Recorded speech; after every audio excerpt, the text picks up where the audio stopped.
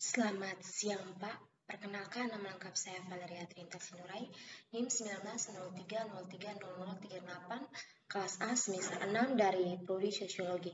Di video kali ini saya akan menjelaskan tentang politik konstitusional dalam demokrasi multinasional dari buku Sosiologi Politik Pertemuan Kedua. Demokrasi multinasional pada dasarnya adalah komunitas politik yang diinput oleh banyak gesekan.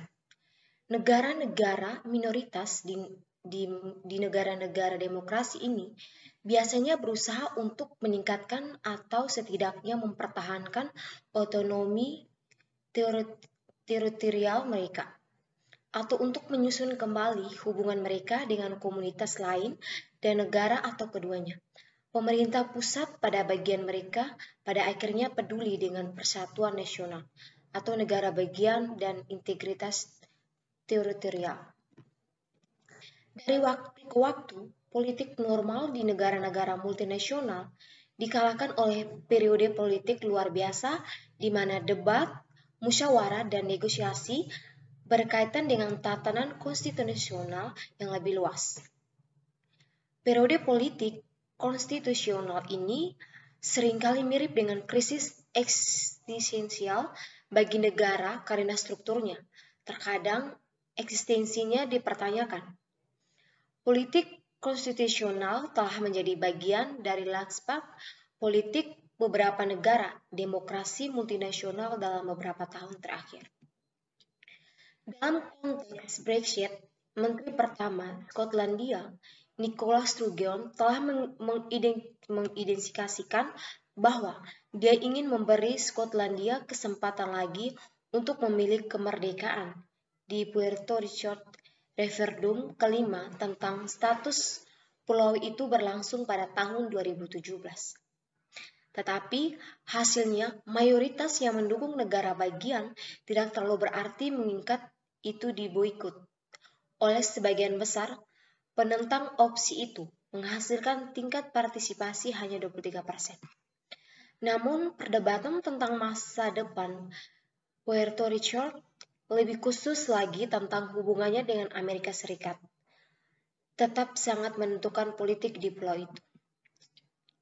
Buku ini menawarkan kerangka analitis orisinal untuk politik konstitusional dalam demokrasi multinasional.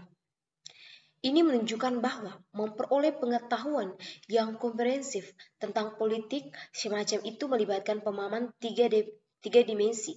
Yang pertama sifatnya, apa itu politik konstitusional. Yang kedua aktornya, siapa yang melakukan politik konstitusional. Dan yang ketiga prosesnya, bagaimana politik konstitusional dijalankan. Oleh karena itu, kontribusi buku ini adalah untuk membuat sketsa cara orisinal untuk mempelajari politik konstitusional dan untuk memberikan pemahaman tentang sifat, aktor, dan proses politik konstitusional dalam konteks yang berbeda. Di luar bekerja dalam kerangka ini, editor tidak memaksa pendekatan khusus kepada penulis untuk mempelajari politik konstitusional dalam kasus mereka. Sebaliknya, ide dasarnya adalah untuk melihat melalui studi kasus tunggal atau komparatif tentang bagaimana institusi, ide, aturan, dan struktur politik menyesuaikan atau tidak dengan komunitas politik yang berubah yang terstruktur dengan sendirinya oleh lingkungan institusional yang ada. Sampel kasus yang dieksplorasi dalam bab-bab selanjutnya dipilih untuk perbedaan lintas negara dalam sifat aktor dan proses politik konstitusional di antara sistem yang sebagian besar serupa. Metodologi yang digunakan penulis adalah proses tracing, karena bab-bab tersebut menelusuri perkembangan politik konstitusional dalam konteks dan periode waktu tertentu. Politik konstitusional dalam demokrasi multinasional. Apa, bagaimana, dan siapa? Politik konstitusional, apakah itu duduk di depan atau di belakang? Pembakar demokrasi multinasional kontemporer biasanya mewakili atau telah diwakili periode penting dalam perkembangan negara multinasional dan negara minoritas. Pada bagian selanjutnya, kita membahas sifat aktor dan proses politik konstitusional dalam demokrasi multinasional atau dengan kata lain, apa, siapa, dan bagaimana. Apa itu politik konstitusional dan demokrasi multinasional? Itu keragaman demokrasi multinasional yang mendalam, membentuk politik konstitusional. Keadaan politik luar biasa ini terkait dengan klaim terhadap dan upaya untuk membawa perubahan pada tatanan konstitusional. Politik konstitusional tentu saja tidak terbatas pada demokrasi multinasional. Tatanan konstitusional demokrasi mononasional juga mendapat tekanan untuk perubahan terutama selama masa transisi sosial, ekonomi, dan politik yang signifikan. Dalam sistem feodal, menyesuaikan pengaturan fiskal dan distribusi kekuatan seringkali membentuk politik konstitusional.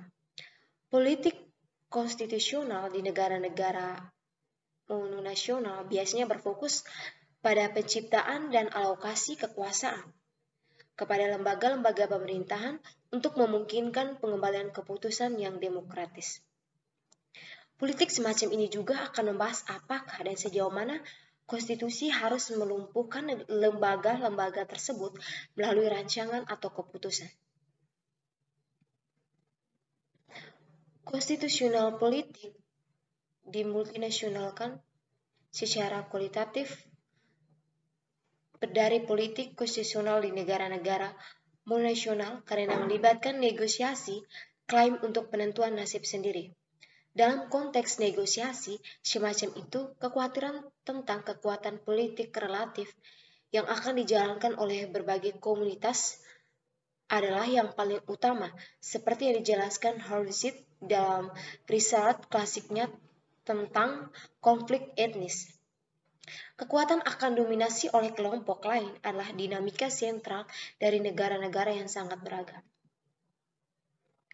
Akomodasi institusional dari komunitas-komunitas ini adalah pertanyaan lain yang seringkali terbukti sangat sulit selama negosiasi konstitusional.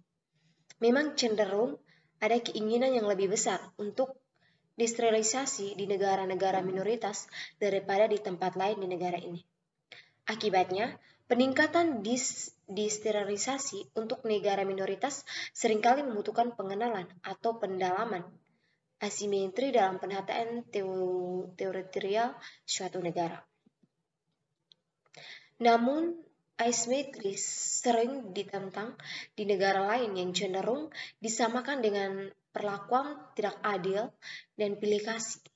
Negosiasi mengenai pengakuan dan desentralisasi tertanam dalam hubungan kekuasaan yang berbeda di mana negara-negara minoritas biasanya tidak berada di atas angin.